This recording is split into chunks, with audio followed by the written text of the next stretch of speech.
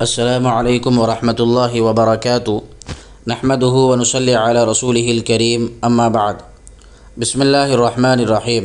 محترم سامعین و ناظرین، حضرت مولانا خلیل الرحمن سجاد نعمانی صاحب کی مسلمانوں سے اور ذمہ داران مساجد و ائمہ مساجد سے بہت ہی اہم اپیل۔ حضرت مولانا خلیل الرحمن سجاد نعمانی صاحب لکھتے ہیں کہ محترم ذمہ داران، ٹرسٹیان و ائمہ مساجد، السلام علیکم ورحمۃ اللہ وبرکاتہ۔ امید ہے کہ آپ سب حضرات بخیر ہوں گے۔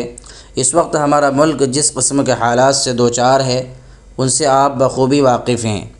بہت ضروری ہے کہ اس وقت آپ اپنی اپنی عملی کوششوں کے ساتھ دعاؤں کا خاص اہتمام فرمائیں تاکہ ہمارے ملک کے مسلمانوں اور تمام وطنی بھائیوں اور بہنوں کو امن و عافیت کے دن دیکھنا نصیب ہو، آپسی بھائی چارہ مضبوط ہو اور ہمارا ملک ہر پہلو سے ترقی کرے۔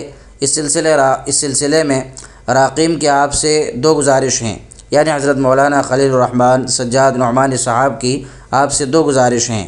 نمبر 1، پہلی گزارش جس کا خاص تعلق ائمہ و ذمہ داران مساجد سے ہے کہ اپنی اپنی مسجدوں میں نماز فجر میں قنوت نازلہ کا اہتمام ضرور فرمائیں۔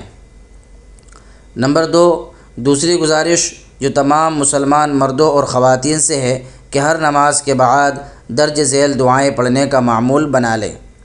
حسبنا اللہ و نعم الوکیل، نعم المولا و نعم النصیر 7 بار۔